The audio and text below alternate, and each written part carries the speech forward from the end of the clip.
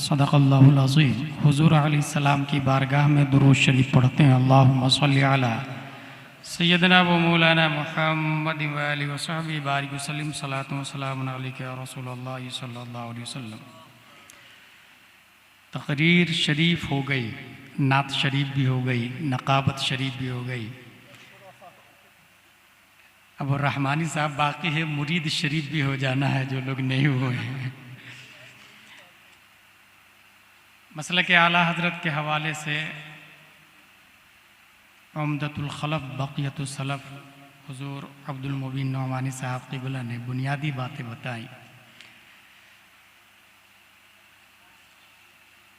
उन्हीं में से एक ये भी है, खैरुल कलाम मा क़ल्ला व दल्ला वलम यतुल फयमल्ला। और इस पर अल्हम्दुलिल्लाह हज़रत की नसीहत पर मैं अमल करूँगा। मैं बहुत मुख्तसर बोलूँगा। जिस तरह बातों ही बातों में बुनियादी तकरीर हो जाती है, हकीकत है उसके लिए तमहीद और ये और वो उसकी ज़रूरत नहीं है। एक बार कलकत्ता में 3.5 मिनट का टाइम दिया गया था मुझको, 3.5 मिनट, और 3.5 ही मिनट में अपनी तकरीर ख़त्म की मैंने। वो जो खैरुल कलाम मा क़ल्ला व दल्ला है ना, अल्हम्दुलिल्लाह बचपन ही से उसको मैं मलहूज़ रखता हूँ। यहाँ पर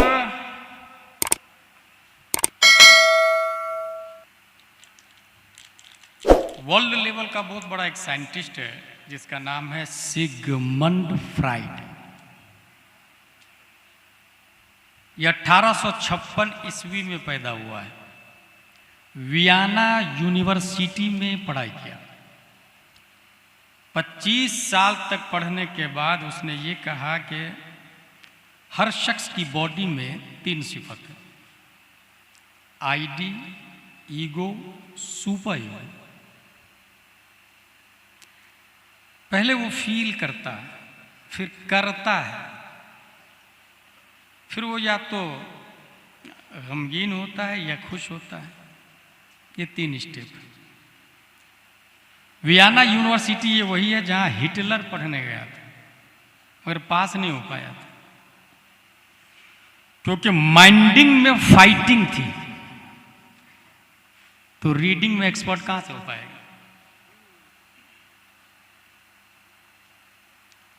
1856 ईस्वी में आईडी, ईगो, सुपर ईगो समझना हो ना तो एक इंसान, भीड़ लगी हुई है बहुत मशहूर आसनसोल में या मधुपुर में, रेलवे स्टेशन के सामने में पान की दुकान है या चाय की दुकान। भाई साहब एक पान मेरे लिए। और भीड़ इतनी ज़्यादा थी कि देखा नहीं, वो सोचा कि निकल लेता हूँ। ID, he thought is not good, मुझे पैसा दे देना चाहिए, हराम। वो जो सोच रहा है ना, ईगो, अगर दे दिया चल के कि हराम का पैसा पान नहीं खाना चाहिए, सुपर ईगो। फर्स्ट देखता है, फिर जजिंग करता है, फिर डिसीजन लेता है, वर्किंग करता है। उसको यूं भी कह सकते हैं, वॉचिंग, जजिंग, वर्किंग। देखना, फैसला करना, काम करना। कब पैदा हुआ था ये शख्स? 1856 ईस्वी में। बहुत बड़ा साइंटिस्ट है सिगमंड फ्राइड। ठीक उसी साल 1856 ईस्वी में अल्लाह तबारक व तआला ने हिंदुस्तान में एक साइंटिस्ट को पैदा किया। और वो साइंटिस्ट वियना यूनिवर्सिटी पढ़ने नहीं गया, कॉन्वेंट, ऑक्सफोर्ड, सेंट पायस, सेंट जोसेफ, लिटिल फ्लावर भी नहीं गया। वो किसी इदारे में जाके हॉस्टलाइज भी नहीं हुआ। बस अपने ही माँ से, अपने बाप से अलिफ बा ता सा जीम हा खा दाल दाल रा जा सीन शीन सॉन्ग गा ता वा ऐन गैन फा काफ काफ लाम मीम नून वाव हा लम अलिफ हमजा पढ़ा। 2.5 साल की उम्र थी। सामने से तवाइफ की जमात गुजर रही थी। वो लंबा जुब्बा पहना हुआ था, 2.5 साल का बच्चा। जुब्बा को उठाता, आंखों को छुपाता। तवाइफ की जमात कहती है, वाह रे मियां, जिसे ढकना चाहिए था उसे खोल दिया और जिसे खुला रहने देना था उसे छुपा लिया। 2.5 साल का बच्चा बोलता, सुनो, पहले नजर बहकती है, फिर दिल बहकता है, फिर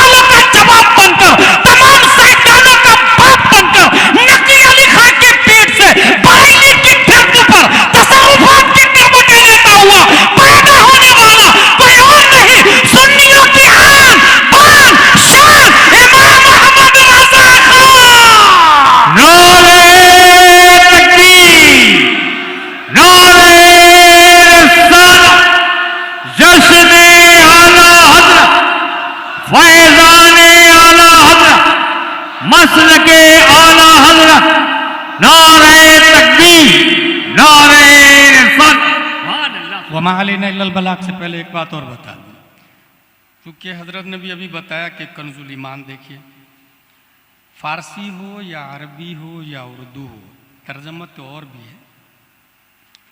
ये तर्जमा राइट डाउन करने वाले सदरुल शरिया अली रहमान और बोलने वाले आला हजरत रज़ियल्लाहु ताला।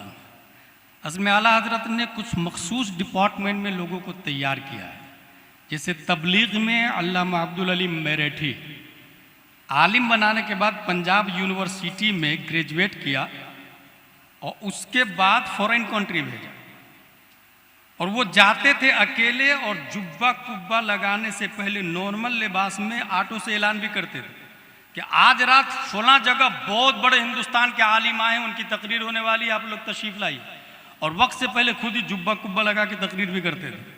तारीख में आया है कि जाते थे कश्ती से तन्हा, मगर जब लोग छोड़ने आते थे तो हजारों की तादाद में कश्ती पे बैठाने के लिए आते थे।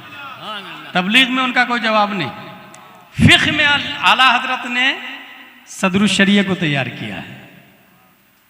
तफक्कुह जिस चीज का नाम है वो अमजद अली में ज्यादा है। हुजूर सदरुल शरिया अली रहमतुल्लाह और रिदवान के हवाले से कौन फरमाते हैं? आला हजरत, मेरा अमजद मजद का पक्का। ये आला हजरत ने सदरुल शरिया अली रहमत के बारे में लिखा है।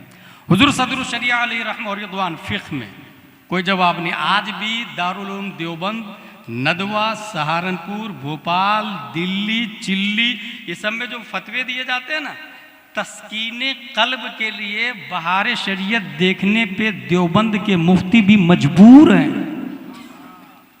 देवबंद के मुफ्ती भी मजबूर है, क्योंकि अरबी में बहुत सारी किताबें थी, रद्दुल मोहताज, दुर्र मुख्तार, विकाया, हिदाया, दिराया, गुरार, शर, कन्ज, दकाइक, नूरुल इज़ा, बहरुल राइक वगैरह वगैरह, इन सबको एक किताब में अल्लामा सदरुल शरिया ने जमा कर दिया है, जिसको बहार शरीयत कहा जाता है। आला हजरत ने एक को हदीस में तैयार किया, अल्लामा ज़फ़रुद्दीन बिहारी अली रहमतुल्लाह और रिदवान।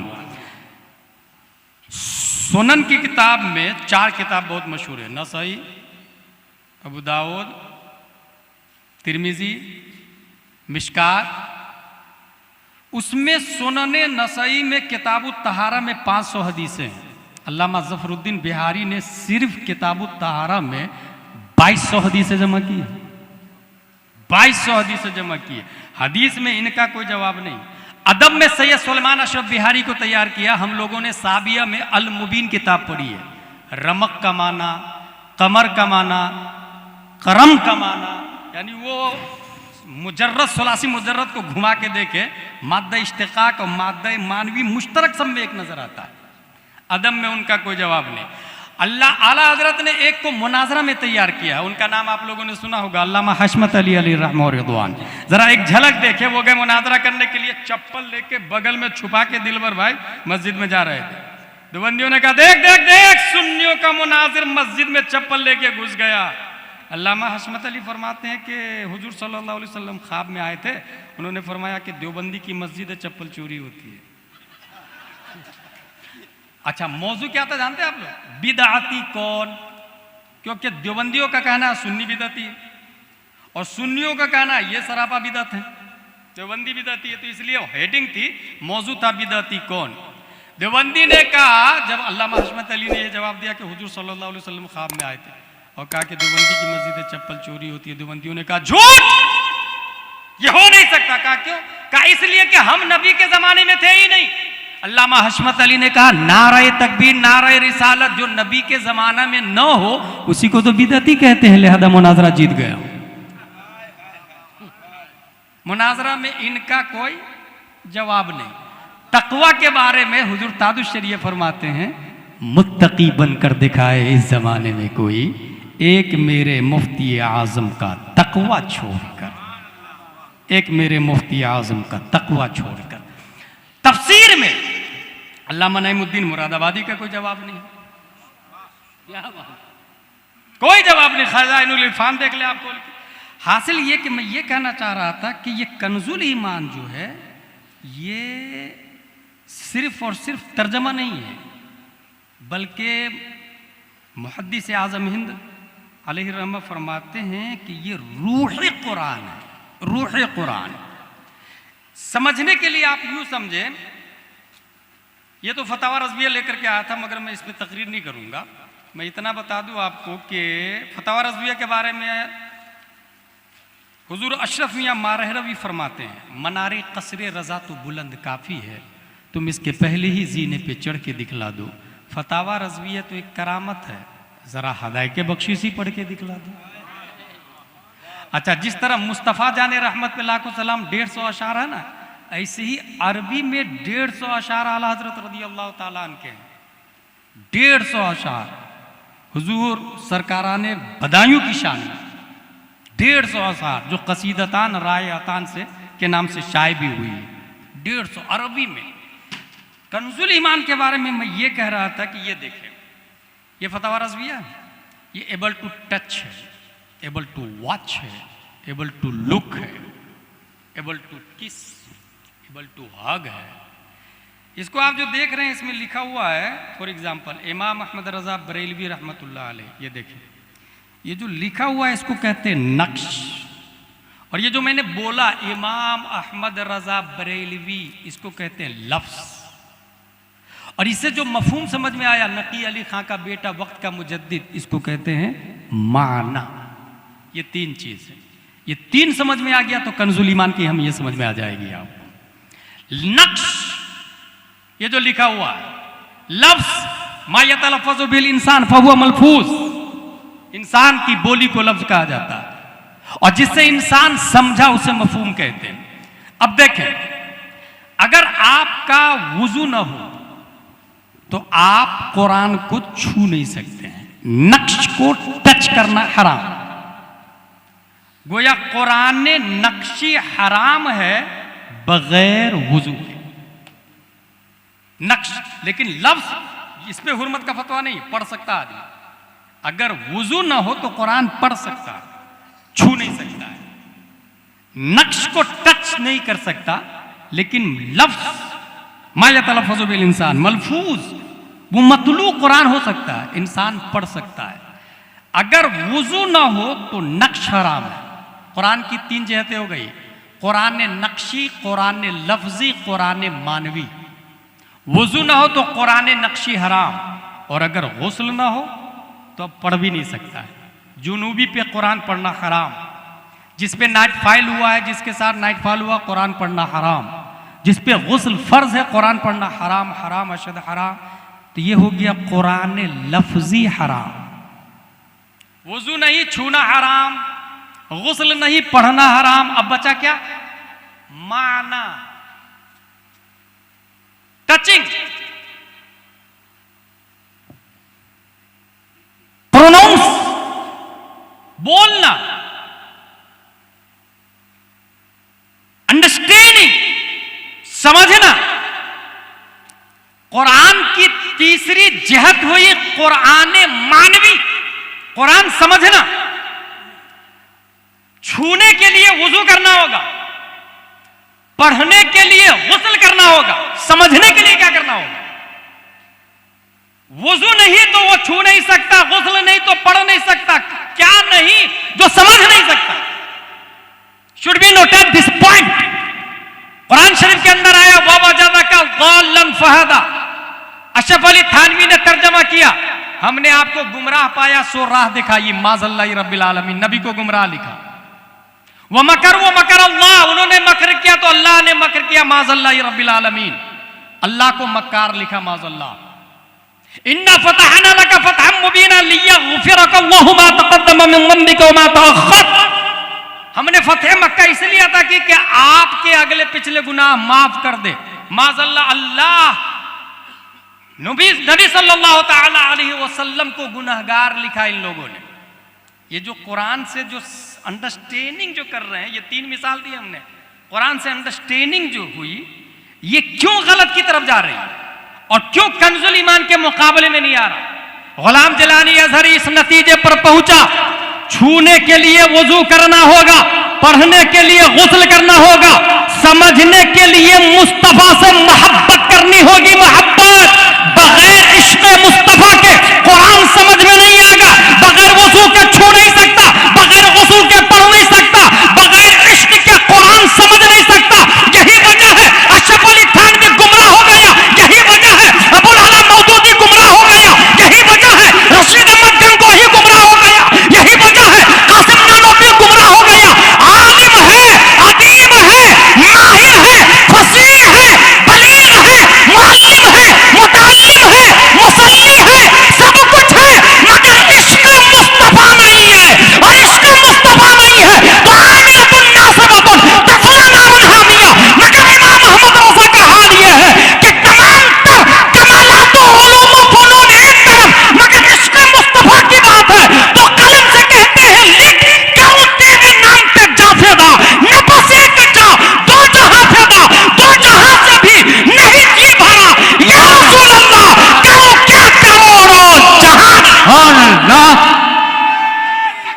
अल्लाहु अकबर, या रसूल अल्लाह, जिंदाबाद जिंदाबाद जिंदाबाद जिंदाबाद। सुभान अल्लाह। लॉजिकली बात बता रहा हूं मैं, लॉजिकल।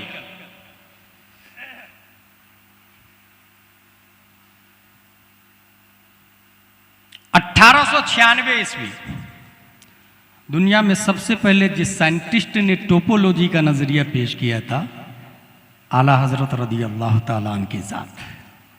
1908 ईस्वी दुनिया में सबसे पहले जिस साइंटिस्ट ने लेप्रोसी नॉन कम्युनिकेबल डिसीज की डिस्कवरी की थी, इमाम अहमद रजा खान की जात। 1909 ईस्वी दुनिया में सबसे पहले जिस साइंटिस्ट ने साउंड सिस्टम पर अल-कश्फ शाफिया लिखा, इमाम अहमद रजा खान की जात। 1915 ईस्वी दुनिया में सबसे पहले जिस साइंटिस्ट ने फ्लूइड डायनामिक्स समेत नाम व शरई हुक्म के साथ वाटर की 350 काइंड्स किया था, इमाम अहमद रजा खान की जात है। 1916 ईस्वी दुनिया में सबसे पहले जिस साइंटिस्ट ने मिनरल फिजिक्स, मिट्टी और पत्थर की बाबे तयम्मुम में 311 किस्में की थी, इमाम अहमद रजा खान की जात है। 1919 ईस्वी दुनिया में सबसे पहले जिस साइंटिस्ट ने अल कलिमतुल मुल्हिमा लिखकर वमस्सकनाहुम कुल्ल मुमस्सक से इस्तिदलाल कर कर न्यूटन आइंस्टाइन के दलाइल का जनाजा निकाल कर जेरे जमी बुतलान के कफन में हमेशा के लिए दफन कर दिया, इमाम अहमद रजा खान की जात है। जिनकी लकीरों की पैमाइश रसदगाहों में है, जिनकी मानवी तहकीक की गहराई रिसर्च सेंटरों में है, जिनकी अर्शी मफाहिम की कमाने चांद सूरज ही नहीं दायरतुल बुरूज को अपने इहाते में ले चुकी है। हाँ हाँ, इमाम अहमद रजा के उलूम व फनून के समंदर में रिसर्च के लालो गोहर रुशहाते कलम को जब सफ़े किरतास पर मुनाकिस करते हैं तो यूं लब कुशा होते हैं। रख्शिंदा चरखे हक पर सितारा रजा का है, असले इश्क रसूल असल असासा रजा का है। जेबा उन्हें लक़ब है फना फिर रसूल का, लबरेज इश्क नबवी से सीना रजा का है। गुलजार सुन्नियत न हो कैसे हरा भरा शामिल जे इसमें खूनो पसीना रजा का है। तहकीक देखकर डॉक्टर इकबाल ने कहा, तहरीर पढ़ के डॉक्टर इकबाल ने कहा, मजबूत हर तरह से हवाला रजा का है। मंतिक हो, फलसफा हो, साइंस हो के जफर जिस पर निगाह डालिए कब्जा रजा का है। हर दुश्मन रसूल में फैली है सनसनी, फारूक का है दुर्रा या फतवा रजा का है, या फतवा रजा का है। पानी भी उठ के पी ना सकेगा वो चंद घूंट, हर राफजी की पुत पर कोड़ा रजा का है। नजदी कहां पे पांव रखेगा बताइए, नजदी कहां पे पांव रखेगा बताइए। वादी रजा की गोहे हिमालय रजा का है। गौहर वो यूरोप हो गौहर या एशिया हो, यूरोप हो गौहर या एशिया की सरजमी, जिस सिंध देखिए वो आला का रजा का है। अगलों ने तो लिखा है बहुत कुछ इल्म दीन पर, जो कुछ है इस सदी में वो तन्हा रजा का। नहीं पढ़ सकती है। गैर मुकल्लिद हो, दहरिया हो, जबरिया हो, मुतज़िला हो या वहाबिया हो, दयाबना हो, फतावा रज़विया पढ़ के तो देखे जरा। एक मसला के जवाब में 10-10 तो ज़ाब्ते बयान कर देते आला हजरत। फतावा रज़विया शरीफ बात याद आ गई, 10,000 सवालों के जवाब है। 200 से ज्यादा आला हजरत ने रिसाले लिखे हैं, 150 से ज्यादा हाशिया लिखा है आला हजरत रदी अल्लाह ताला अन्हु। कुव्वत हाफिजा के बारे में इतना याद रख ले, जिन अहादीस से, हर हदीस से मसला नहीं निकलता है और हर आयत से भी मसला नहीं निकलता है। आयत हकाम अलग है और अहादीस हुक्मिया अलग है, अहकाम अहादीस अलग है। जिन अहादीस से मसले निकलते हैं वो हमेशा आला हजरत के पेश नज़र मजहब हनफी के मुताबिक, और जिन हदीसों से मजहब हनफी को टारगेट किया जाता है उन हदीसों का वीकनेस और कमजोरियां भी आला हजरत के पेश नजर आकर देती। कोई रावी को घुमाना चाहे, अगर कंफ्यूज करना चाहे, आला हजरत सही रावी के साथ, चूंकि इल्मे रिजाल, इल्मे अस्माई रिजाल ये हमारे उलमा जानते हैं, वो टफ सब्जेक्ट माना जाता है इल्मे हदीस में।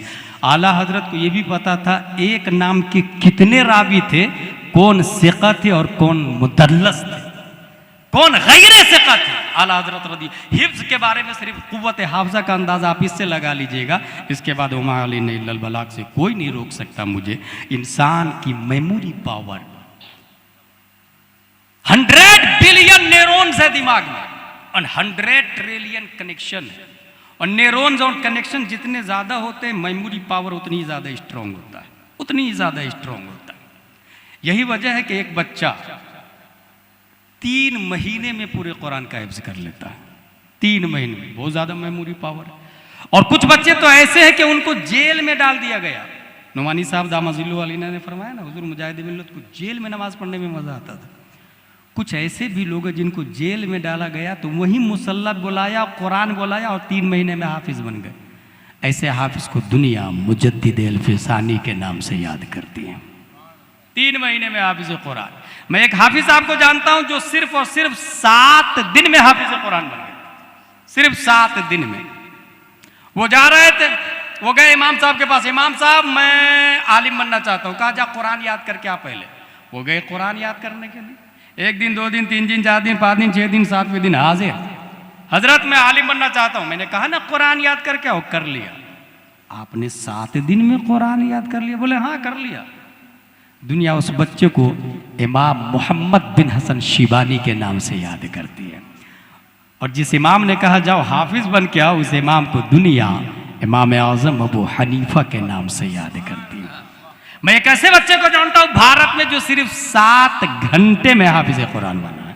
7 घंटे में। उसको किसी ने कह दिया हाफिज साहब, he thought I am not हाफिज कुरान बट यू सेड हाफिज साहब, आई हैव 2 ऑप्शन। मैं हाफिज नहीं, तुमने हाफिज बोल दिया, या तो मैं तुमको रोक दूं, भाई भाई भाई कल से हाफिज मत बोलना क्योंकि मैं हाफिज नहीं हूं। जबकि अभी क्या चल रहा, हाफिज साहब सोचते हैं लोग मुझे आलिम साहब बोले, नाजरा खां सोचता है लोग मुझे हाफिज साहब बोले, आलिम साहब सोचते हैं लोग मुझे मुफ्ती साहब बोले। कुछ मुफ्ती मुजद्दिद का पेपर भी बांटता, पेपर मैंने भी पढ़ा, मगर नहीं, ये हमारा मुजद्दिद है, ये आला हजरत रदी अल्लाह अन्हु। हाफिज नहीं है, तुमने हाफिज बोला, ये झूठ हो जाएगा। और मैं एक को रोकूंगा ना, हो सकता है कल होके दूसरा कहेगा, इसलिए अल्लाह मैं हिफ्जी कर लेता ताकि जो भी बोले सच हो जाए। कुरान उठाया, पहला दिन एक बार अलिफ लाम मीम का पारा पढ़ा। एक बार पढ़ने में 20 से 22 से 25 मिनट लगता है। एक बार पढ़ा और इतना अच्छा एक बार पढ़ने से याद कर लिया कि जाके तरावी भी पढ़ा दिया। एक बार सिर्फ पढ़ने से मेमोरी पावर का अंदाजा लगा है। इसीलिए मुकद्दमा में लिखा है काना हुआ अहफज़ बादल बुखारी, इमाम बुखारी के बाद सबसे ज्यादा मेमोरी पावर किसी का स्ट्रॉन्ग था, दैट इज इमाम अहमद रजा खान रज़ी अल्लाह ताला। एक बार पहले दिन अलिफ लाम मीम, दूसरे दिन सयक़ूल, तीसरे दिन तिलका रसूल, चौथे दिन लन तनालू, 5वें दिन वल मुहसनात, 6वें दिन ला युहिब्बु, 7वें दिन वैदा समय, 8वें दिन वल अन्ना, 9वें दिन क़ाल अल मलअ, 10वें दिन वअलमु, 11वें दिन यअतदिरुन, 12वें दिन हुमा मिन दाब्बा, 13वां दिन हुमा उबर्रियु, 14वां दिन हुबमा, 15वां दिन सुब्हानल्लज़ी, 16वां दिन क़ाल अलम, 17वां दिन यक़तरबा, 18वां दिन क़द अफ़लह, 30वां दिन अम्मा यतसाअलून। एक बार पढ़ा और याद कर लिया। इनके पढ़ने के टाइम को जोड़ा गया तो तखमीनन 7 घंटे में हाफिज कुरान बनने वाला कोई और नहीं, अपने वक्त का इमाम आज़म, अपने वक्त का इमाम मालिक, अपने वक्त का इमाम शाफई, अपने वक्त का इमाम अहमद बिन हम्बल, जिनकी बारगाह में माउंट एवरेस्ट की चट्टानों पर खूने अकीदत से आसनसोल के सुन्नी मुसलमान ये लिखने को तैयार है, अहले सुन्नत की शाही तुमको रज़ा मुसल्लम, हर इल्म फन की शाही तुमको रज़ा मुसल्लम, फिक्र नजर की शाही तुमको रज़ा मुसल्लम, मुल्क सुखन की शाही तुमको रज़ा मुसल्लम। जिस जिंदा आ गए हो सिक्का बैठा दिए।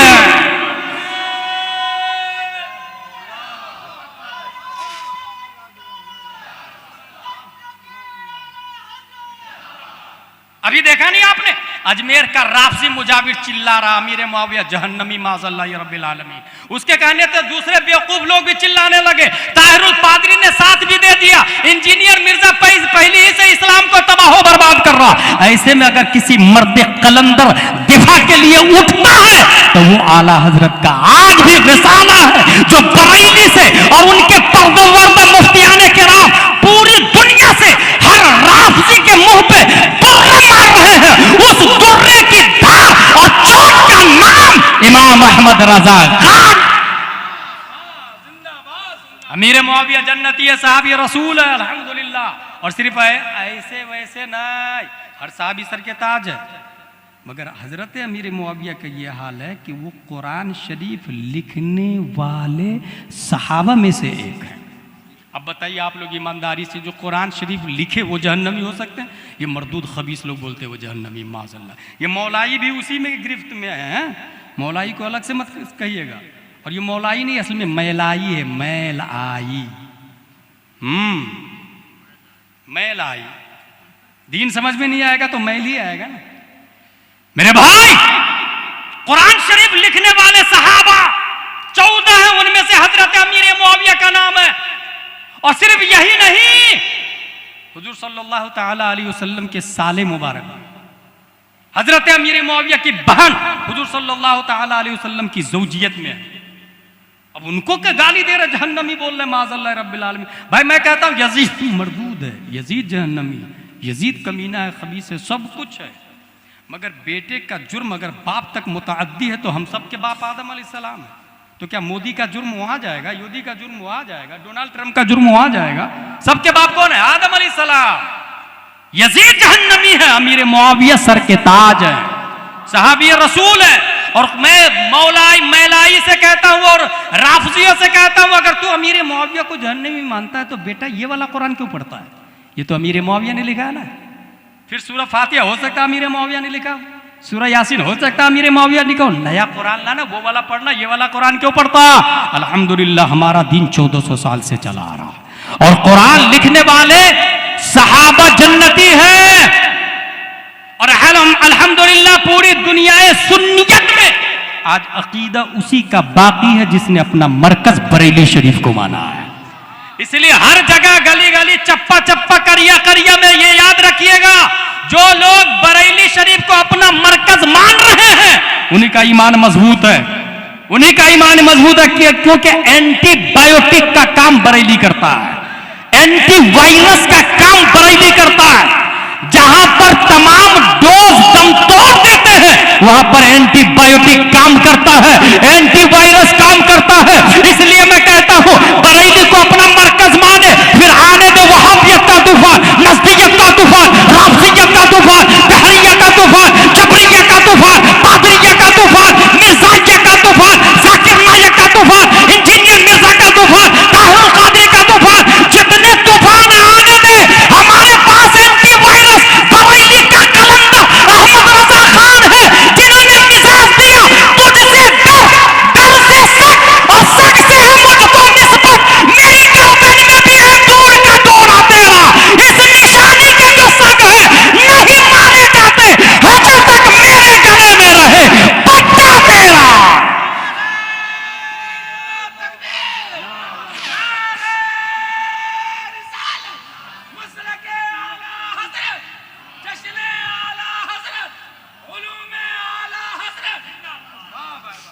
वमालिना इल्लल बलाग, मुझे बोलने नहीं दे रहा आप लोग, है ना। मैं आखिरी बात बता दूं इश्क वाली, फिर रहमानी साहब किबला पीरे तरीक़त रहबर शरीयत गुफ्तगू फरमाएंगे। काफिर का जूठा पाक है या ना पाक, ये सवाल पूछा गया था अशरफ अली थानवी से। उसने रद्दुल मोहतार की इबारत लिखी और कहा सूरुल आदमी ताहिरुन वलो काना काफिरन, आदमी का जूठा पाक है अगरचे वो काफिर हो। ये जवाब किसने दिया? अशरफ अली थानवी ने। अब देखे, मैंने कहा ना आलिम है, आशिक नहीं है। आला हजरत से पूछा गया काफिर का जूठा पाक है कि ना पाक? आला हजरत फरमाते हैं उसकी 3 किस्में हैं। अगर काफिर ने शराब पिया, मुर्दार खाया तो जूठा हराम है उसका, और अगर शक है कुल्ली कर लिया तो मशकूक का जूठा मकरूह है, और अगर यकीन है कुल्ली कर लिया तो तब जूठा तबर्रुकन पिया जाता है, और काफिर काबिल तबर्रुक नहीं है। इल्म देखिए आला हजरत रदियल्लाहु ताला अन्हु का, अल्लाह तबारक व तआला ने मुजद्दिद बनाया है। बरेली शरीफ हमारा मरकज़ है। मैं एक बार एक ख़तीब के जवाब में तफसीली गुफ्तगू की थी, हजरत इशारा कर रहे हैं वही बोलिए, मैं बोलूँगा नहीं। वो यूट्यूब पर वो क्लिप मौजूद है जो उसमें ये एतराज़ हुआ था कि मरकज़ सिर्फ 3 नस्ल तक रहता है। जैसे पहले दिल्ली था, फिर खैराबाद आया, फिर बदायूं गया, फिर बरेली ट्रांसफ़र हुआ। अब बरेली में भी 3 नस्ल तक मरकज़ था। आला हज़रत मुफ्ती आज़म ताजुश शरीया, अब मरकज़ ख़त्म। हर जगह 3-3 नस्ल तक रहता है, लिहाजा बरेली में भी 3 नस्ल तक अब मरकज़ ख़त्म हो गया। जब ये आवाज़ ग़ुलाम जिलानी अज़हरी के कानों से टकराई तो मैंने कहा सुन, ख़तीब साक़ितुल एतबार, साक़ितुल एतबार ख़तीब सुन, खैराबाद, बदायूं, दिल्ली इसलिए मरकज़ ख़त्म हो गया कि वो उलमाए किराम सराखों पर हज़ारों रहमतें हैं उनकी कब्रों पर, मगर जाने से पहले कौम को फ़िक़ही इंसाइक्लोपीडिया दे करके नहीं गए, मगर आला हजरत जाने से पहले फतावा रज़विया दे करके गए। आलिम का इंतकाल होता है, इल्म का इंतकाल नहीं होता है। फतावा रज़विया आज भी मौजूद है। अगर मरकज़ बदलने का भूत सवार है तो फतावा रज़विया का जवाब ला के बता दे। फतावा रज़विया का जवाब लिया है, दूसरा कंजुल ईमान लिया है, और दूसरा कंजुल ईमान मुतअज़्ज़र है, इसलिए बरेली का मरकज़ बदलना मुतअज़्ज़र है। और जब तक कंजुल ईमान रहेगा, फतावा रज़विया रहेगा, हमारा मरकज़ बरेली रहेगा। बस एक ही जवाब याद रखिएगा, कोई भी बोले मरकज़ ख़त्म हो गया, कहिएगा फतावा रज़विया का जवाब ला के बता, बस सीधे साइड हो जाएगा, वो सीधे साइड हो जाएगा। आला हज़रत रज़ियल्लाहु ताला अन्हु की कुछ झलक देखें। वुज़ू करना कब वाजिब है, कब मुस्तहब है? उन्होंने कहा जब वुज़ू ना हो वुज़ू करना वाजिब है। मुस्तहब के बारे में बताना शुरू किया तो उसको देख ले जरा, इससे इल्म का अंदाजा होगा। कहा से हंसा तो वुज़ू करना मुस्तहब है। फिर से आला हज़रत फरमाते हैं, ये पहली जिल्द है, सफ़ा नंबर 715।